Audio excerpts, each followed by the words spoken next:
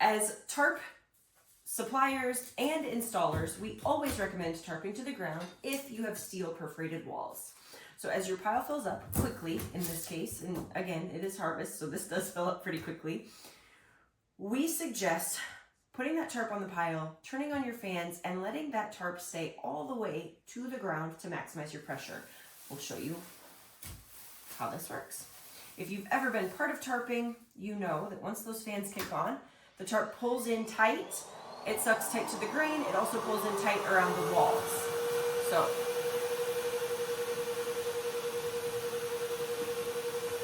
here we go.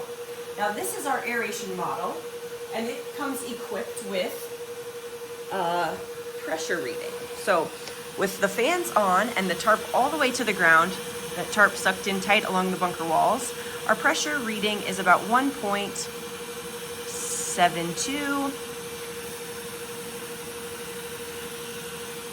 1.8, sometimes it'll jump up to 1.9, and the airflow, the CFM, is around 4,400, between 4,000 and 5,000 typically.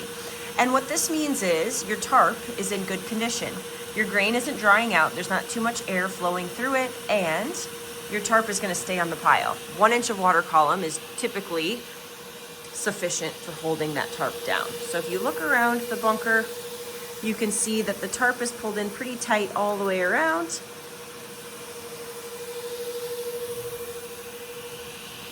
And our pressure is really good. Now, many locations like to cut the tarp off at the top of the wall. So if we do that, and if we do that just here on this one side,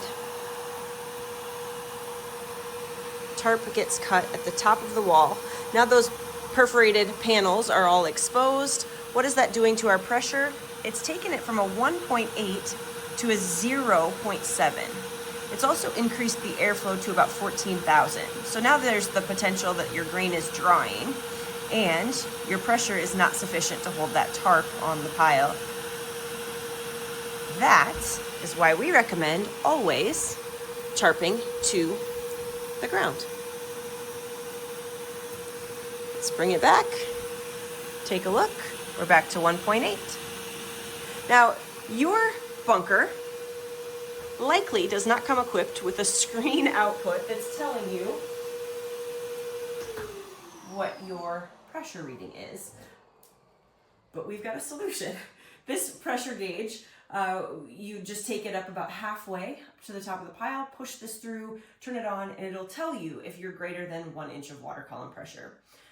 So assuming you are greater than 1 inch of water column pressure and you've got that tarp to the ground, you might be concerned about letting makeup air back in, and that is a valid concern. We do want some air flowing through the grain. So our recommendation is to grab a utility knife and cut U-cut shapes every 50 feet or so between the top and bottom, between the top of the wall and the ground, basically, all the way around.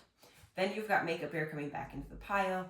You're also making sure that your pressure is greater than 1 inch of water column so that you can keep your tarp on the grain. And that's it.